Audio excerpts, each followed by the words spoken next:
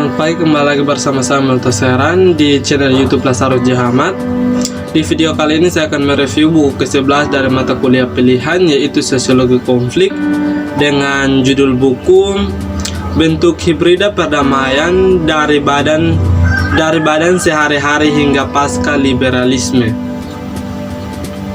Bagian 1 menjelaskan tentang pendahuluan menuju perdamaian pasca liberal, menjelajahi hibriditas melalui bentuk sehari-hari dari resistensi, badan, dan otonomi. Nah, perdamaian bukanlah konsep universal yang dapat diubah secara identik antara konteks konflik yang berbeda, melainkan bentuk perdamaian yang unik muncul ketika strategi, institusi, dan norma internasional, intervensi pembangunan perdamaian liberal demokratis bertabrakan dengan kehidupan sehari-hari para aktor lokal yang terkena dampak konflik. Nah, di situs masing-masing intervensi perdamaian internasional bentuk antarmuka di mana setiap kegiatan hari, kebutuhan, minat, dan pengalaman kelompok lokal dan tujuan, norma dan praktik pembuatan atau pelaksanaan kebijakan internasional tumpang tindih. Ruang perlawanan dalam pembangunan perdamaian liberal. Bentuk agen dan praktik yang dijelaskan dalam buku ini berlangsung dalam ruang yang dibuat dan dibatasi sebagian di tempat pembangunan perdamaian liberal, seringkali dalam retakan yang ditimbulkan oleh strategi. Nah, dalam menjelajahi ruang-ruang ini, buku ini dibangun di atas yang lain, yaitu transisi damai liberal. Dengan mengkaji secara lebih rinci bentuk hibrida perdamaian yang disorot di sana dan beragam praktik yang dilakukan aktor lokal untuk mendorong hibriditas. Pembangunan perdamaian dan pembangunan negara bagian. Nah, di liberal perdamaian transisi proyek memberikan contoh utama tentang bagaimana istilah pembangunan negara dan pembangunan perdamaian telah dihilangkan di dalam pembuatan kebijakan dan dalam praktik. Nah, untuk sebagian besar mantan keluar menimbang yang terakhir dalam hal prioritas dan cara yang melaluinya operasi peace building dilaksanakan. Terputus dari kehidupan sehari-hari dan ketersaingan perdamaian. Kedua, pendekatan utama, arus utama untuk pembangunan perdamaian dapat mengarah pada aliansi perdamaian. Nah, pemutusan norma-norma pembangunan perdamaian pro lembaga dan lembaga dari kehidupan sehari-hari mereka yang berada dalam konflik. Nah, sebagai akibat ketersaingan, kedamaian bisa menjadi kuat atau dan seringkali disiplin atau koersif. Logika atau liberal, neoliberal, otoriter, koersif, atau ekstraktif. Kelompok-kelompok yang berkonflik tidak dapat mengontrol, menulis, atau bahkan melawan dengan cara tanpa kekerasan, dan dengan demikian mereka lebih cenderung bereaksi dengan bentuk perlawanan yang kejam. Hibriditas dan elemen pembangunan perdamaian liberal. Buku ini berfokus pada elemen dasar intervensi perdamaian liberal dan praktik lokal yang digunakan untuk konteks bentuk dan hibriditas mereka. Nah, menggambar pada transisi damai liberal, di sini penulis dan kawan-kawan terlibat dengan ilmu jurusan elemen intervensi perdamaian liberal, yaitu yang pertama keamanan, yang kedua demokrasi atau untuk mall dan parlemen atau elektoral serta partisipatif, yang ketiga supremasi hukum termasuk konstitusi, hak dan penegakan hukum, keempat kembangkan atau pasar dan masyarakat sipil, dan yang kelima administrasi dan teknik pemerintah. Yang berikut The Everyday and Peace, perspektif pasca kolonial dan sosiologis. Nah, salah satu aspek terpenting ruang lokal dari perspektif dari buku ini adalah bahwa mereka mendorong berbagai macam kehidupan sehari-hari praktik, aktivitas yang tampaknya biasa seringkali berulang-ulang yang menopang kehidupan dan struktur sosial manusia. Pendekatan sosiologis. Selain refleksi ini dalam literatur hubungan internasional, Mitchell mengemukakan ada dua untaian normatif yang berbeda dalam modern teori politik yang dapat membimbing pemikiran tentang kehidupan sehari-hari. Nah, ada 71 yang sebagian besar ditentukan oleh para pemikir pasca Marx dan berpusat di sekitar potensi praktis sehari-hari, dan satu post-strukturalis vocalization atau hermeneutik dan mengaitkan keterlibatan dalam setiap hari dengan kendali dan atau kerugian. Nah, analisis ini menarik perhatian ke pusat dinamika sehari-hari, kualitas atau kendali yang mengacu pada ketegangan antara kualitas unik, beragam, dan tak terduga dari aktivitas sehari-hari dan jangka pementasan, penggunaan kekuasaan, norma, dan institusi untuk menyalurkan atau mengontrolnya. Bagian 2 yaitu agensi dan aktivitas sehari-hari. Bab ini bertujuan untuk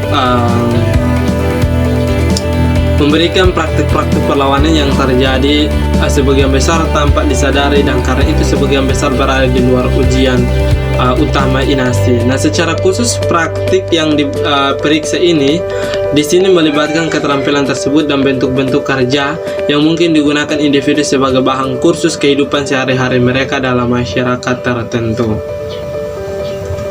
Sifat aktivisme sehari-hari. Nah, dalam memberikan kehidupan sehari-hari, terutama dalam konteks penyakit HI, tentu saja ada beberapa pertanyaan kunci yang perlu dijawab, seperti apakah tindakan-tindakan itu dapat dicirikan sebagai fungsi sehari-hari secara kolektif dan sengaja untuk memengaruhi perubahan nyata, dan memang apakah atau tidak perubahan global dapat terjadi dalam tindakan tambahan kecil agen yang tidak dapat menyadari konsekuensi agregat dari individu mereka. Tindakan individual. Verifikasi setiap hari. Nah, berkenaan dengan politik sehari-hari, salah satu hal itu perempuan dan laki-laki, baik mereka yang ibu dan mereka yang mempraktikkan seni sarat, perlu berkomunikasi adalah bahwa waktu yang dihabiskan untuk kegiatan betapapun bisa tampaknya adalah penting. Aktivisme di akademi. Diskusi tentang bentuk perlawanan sehari-hari mungkin membawa kita untuk mempertimbangkan bahwa kita memiliki posisi sendiri sebagai akademis, visi-visi sebagai sikap aktivis. Memang mengingat pentingnya teori kritis dan dalam HI yang pada gilirannya akan menyerangkan lebih banyak giliran radikal, akan menarik untuk memeriksa bagaimana kita sendiri thread tindakan aktivisme sehari-hari kita sendiri dalam lokal akademis. Yang ketiga, keadilan dan hibriditas pasca konflik di peace building, resistance atau cooptation. Bab ini membahas hibriditas dengan cara yang agak berbeda dari banyak bab lain dalam buku ini, karena tidak dibahas peace building di negara atau wilayah tertentu, tetapi dengan jangkauan proses dan lembaga yang berorientasi pada keadilan yang seringkali hadir dalam dan semakin terintegrasi ke dalam pembangunan perdamaian kontemporer operasi. Promosi keadilan internasional. Penting untuk diperjelas bahwa promosi keadilan internasional melibatkan jauh lebih dari sekedar pertanggungjawaban pidana di hadapan pengadilan internasional ditempatkan di Den Haag atau pengadilan internasional yang beroperasi dalam konflik negara yang terkena dampak. Nah, ini juga dapat mencakup reformasi dan promosi negara hukum, promosi peradilan daerah. Nah, ini terutama terjadi dalam konteks besar, kompleks, pemeliharaan perdamaian internasional dan operasi pembangunan perdamaian ASI yang semakin memiliki divisi signifikan yang dikhususkan untuk aturan hukum dan hak asasi manusia. Kritik dan perlawanan. Nah, proses akuntabilitas yang dijalankan secara internasional mungkin dan telah tunduk pada berbagai kritik dan perlawanan di beberapa tingkat. Nah, Raymond dan Mitchell menyarankan bahwa ada sejumlah dinamika hibridisasi dalam interaksi internasional, nasional, dan lokal. Untuk tujuan bab ini, yang paling relevan adalah kooptasi dan pengalihan dan perlawanan atau organisasi tandingan yang otonom tidak dapat diaksesnya. Nah, kritik pertama adalah kritik yang telah dikembangkan secara lebih rinci oleh interorganisasi non-pemerintah nasional atau LSM dan akademisi dari para aktor ini. Nah, ini adalah kritik terhadap apa yang penulis sebut di tempat lain eksterinternalisasi keadilan. Adaptasi dan hibriditas. Menanggapi kritik, Menanggapi kritik seperti yang dibahas di atas, pendekatan untuk keadilan transisi terus berkembang dalam berbagai cara yang mungkin saja terjadi dipahami sebagai hibrida. Nah, di sini penulis akan menjelaskan sejumlah institut itu telah dirancang khusus untuk menanggapi kritik itu. Nah, tetapi penulis akan melakukannya juga berusaha untuk mengontekstualisasikannya, karena penting untuk disadari bahwa sebelum upaya dari pihak internasional untuk mempromosikan transisi keadilan dan tanggapan lokal sistem hukum mungkin sudah hibrida di banyak negara yang terpengaruh konflik. 4. Pengadilan hibrida interaksi dan perlawanan di Bosnia dan Herzegovina dan Kamboja. Dalam 2 dekade terakhir, upaya komunitas internasional untuk mempromosikan perdamaian dan berkelanjutan setelah konflik dan pembangunan kembali negara yang disebabkan oleh perang telah sejalan dengan inisiatif untuk mempromosikan keadilan bagi sekejap yang dilakukan pada tahun 1990-an. Sebagian tanggapan terhadap internasional kejahatan yang dilakukan di bekas Yugoslavia dan Rwanda, pengadilan didirikan. Nah, Pengadilan Kriminal Internasional untuk bekas Yugoslavia atau ICTY dan Pengadilan Kriminal Internasional untuk Rwanda atau ICTR, masing-masing terkenal di Den Haag dan Arusha. Pembentukan pengadilan di Kamboja dan di Kamboja, pembentukan SCC mengikuti penghentian negosiasi yang berlarut-larut tentang struktur pengadilan, hingga Perserikatan Bangsa-Bangsa menunjukkan kelompok ahli untuk memeriksa opsi akuntabilitas untuk periode Khmer Merah. Telah ada sedikit usaha untuk mencapai keadilan bagi korban. Keterlibatan pengadilan hibrida dengan aktor lokal. Pengadilan hibrida memiliki dinamika internal yang unik karena kombinasi staf lokal dan internasional dalam institusi. Nah, di Kosovo, panel peraturan 64 memiliki 3 hakim nasional dan setidaknya 2 hakim nasional. Pengadilan hibrid sebagai tempat perselisihan dan perlawanan lokal. Nah, meskipun pengadilan hibrid dirancang untuk menghadirkan objektivitas komunitas internasional untuk proses penuntutan, pengalaman dari BiH dan Kamboja menunjukkan bahwa mereka tidak kebal terhadap keberadaan dikooptasi oleh partai-partai untuk mencapai tujuan mereka sendiri. Yang kelima, bentuk hibrida perdamaian dan ketertiban di Pulau Laut Selatan. Pengalaman dari Bougainville atau Papua New Guinea.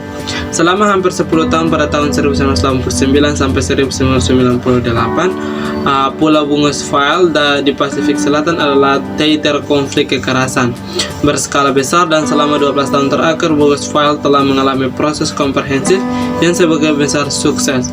Nah, pembangunan perdamaian pasca konflik dan atau kembali konstruksi tatanan politik. Yang pertama, konflik kekerasan dan pembangunan perdamaian. Nah, Pulau Bougainville di Pasifik Selatan dengan luas sekitar 9.000 km persegi, kira-kira seukuran Siprus, dan 200.000 penduduk. Secara geografis termasuk dalam Kepulauan Solomon. Secara politis, bagaimanapun itu adalah bagian dari negara bagian Papua New Guinea atau PNG. Masyarakat Bougainville dicirikan oleh jaringan budaya yang kompleks, bahasa, pengukur, dan sistem sosial yang berkembang dalam waktu ribuan tahun. Landasan kesuksesan pasca konflik, pembangunan perdamaian secara adat dalam konteks lokal. Setelah hampir 10 tahun kekurangan dan pertumpahan darah, jalan buntu berkembang opet di mana tidak ada pihak yang percaya bahwa ada sesuatu yang bisa diperoleh melanjutkan perang. Peresapan agenda internasional dengan cara lokal, proses dan inklusivitas. Atas dasar keberhasilan pekerjaan mereka untuk perdamaian dalam konteks lokal, kepala suku dan tetua serta perempuan dan otoritas tradisional lainnya juga mengklaim peran di ranah publik dan politik. Mereka berhasil termasuk dalam pendekatan tingkat tinggi untuk menemukan solusi politik krisis Bougainville dalam pembangunan perdamaian dan struktur baru pemerintah Amiens. Kehadiran dan cara mereka beroperasi memiliki pengaruh yang di dalam tentang bagaimana upaya pembangunan perdamaian di arena politik tingkat tinggi. Nah, dalam hal ini, konseptualisasi waktu dan inklusivitas adalah minat khusus. Sekian penjelasan singkat saya dari review buku dari mata kuliah pilihan Sosiologi Konflik. Sekian.